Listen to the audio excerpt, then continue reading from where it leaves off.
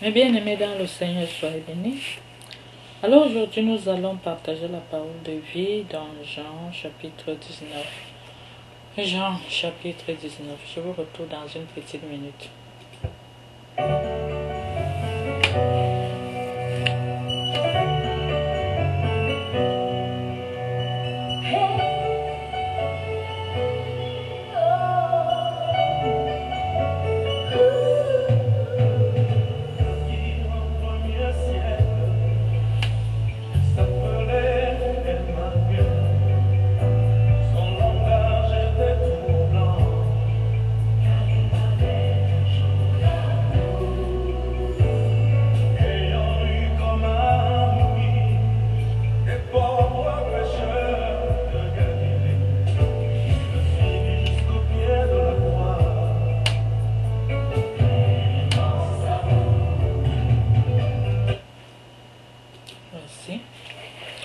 Jean chapitre 19.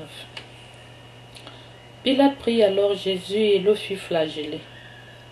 Les soldats, tressant une couronne avec des épines, la lui posèrent sur la tête, et ils le revêtirent d'un manteau de pourpre, et ils s'avançaient vers lui et disaient: Salut, roi des Juifs! Et ils lui donnaient des coups. De nouveau, Pilate sortit dehors et leur dit: Voyez, je vous l'amène dehors, pour que vous sachiez que je ne trouve en lui aucun motif de condamnation. Jésus sortit donc dehors, portant la couronne d'épines et le manteau de pourpre. Et Pilate leur dit: Voici l'homme. Lorsqu'ils le virent, les grands prêtres et les gardes vociférèrent, disant: Crucifie-le, crucifie-le. Pilate leur dit: Prenez-le, vous, et crucifiez-le, car moi, je ne trouve pas en lui de motif de condamnation. Les Juifs lui répliquèrent: Nous avons une loi, et d'après cette loi, il doit mourir, parce qu'il s'est fait fils de Dieu. Lorsque Pilate entendit cette parole, il fut encore plus effrayé. Il entra de nouveau dans le prétoire et dit à Jésus: D'où es-tu? Mais Jésus ne lui donna pas de réponse. Pilate lui dit donc: Tu ne me parles pas? Ne sais-tu pas que j'ai le pouvoir de te relâcher et que j'ai pouvoir de te crucifier? Jésus lui répondit: Tu n'aurais aucun pouvoir sur moi, si cela ne t'avait été donné d'en haut. C'est pourquoi celui qui m'a livré à toi a un plus grand péché.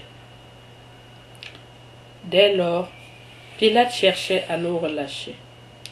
Mais les Juifs vociféraient, disant: Si tu le relâches, tu n'es pas ami de César.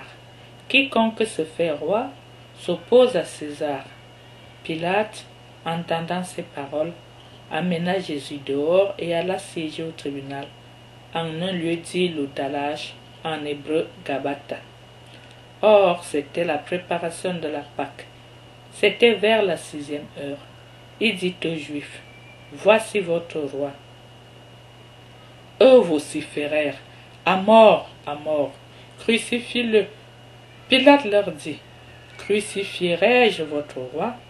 Les grands prêtres répondirent: Nous n'avons de roi que César. Alors il le leur livra pour être crucifié. Il prit donc Jésus, et il sortit, portant sa croix, et vint au lieu dit du crâne, ce qui se dit en hébreu Golgotha, où ils le crucifièrent, et avec lui 2 autres, un de chaque côté, et au milieu Jésus.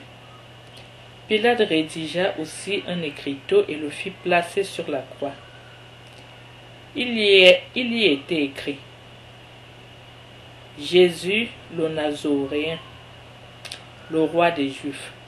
Cet écriteau, beaucoup de Juifs le lurent, car le lieu où Jésus fut mis en croix était proche de la ville, et c'était écrit en hébreu, en latin et en grec. Les grands prêtres des Juifs dirent à Pilate: N'écris pas le roi des Juifs. Mais cet homme a dit: Je suis le roi des Juifs. Pilate répondit: Ce que j'ai écrit, je l'ai écrit.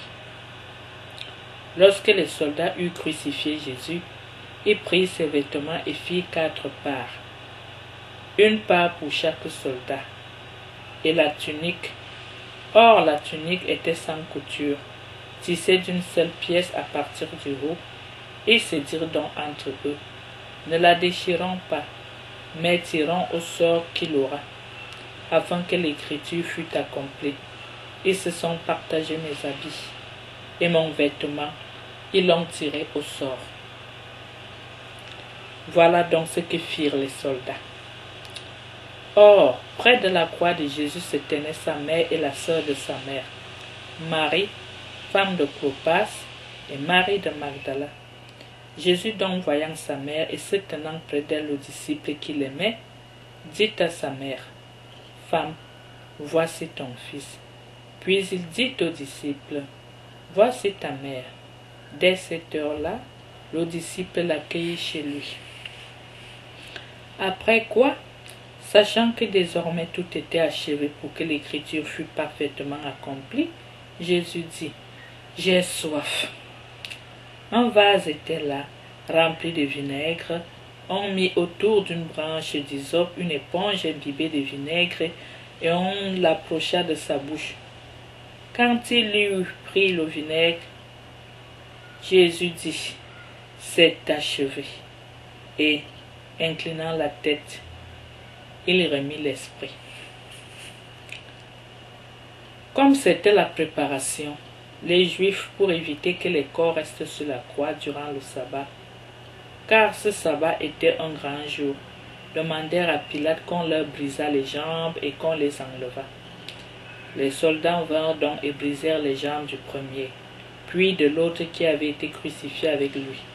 Venu à Jésus, quand ils virent qu'il était déjà mort, ils ne lui brisèrent pas les jambes, mais l'un des soldats, de sa lance, lui perça le côté et il sortit aussitôt du sang et de l'eau. Celui qui a vu rend témoignage, son témoignage est véritable, et celui-là sait qu'il dit vrai, pour que vous aussi vous croyiez, car cela est arrivé afin que l'écriture fût accomplie.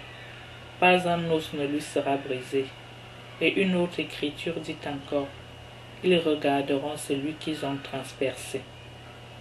Après ces événements, Joseph d'Arimathie, qui était disciple de Jésus, mais en secret par peur des Juifs, demanda à Pilate de pouvoir enlever le corps de Jésus. Pilate le permit. Ils vinrent donc et enlevèrent son corps.